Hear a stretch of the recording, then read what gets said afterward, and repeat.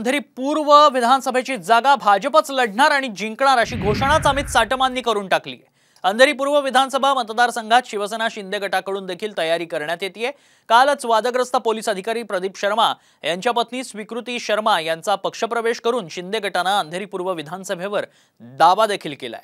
24 तास उलटत नाहीत तोच आज अमित साटम यांनी महायुतीत अंधेरी पूर्व विधानसभेची जागा भाजपच लढणार, कमळाच्या चिन्हावर लढणार आणि जिंकणार अशी घोषणा केली आहे। त्यामुळे या जागेवरून महायुतीत जुंपण्याची शक्यता आहे।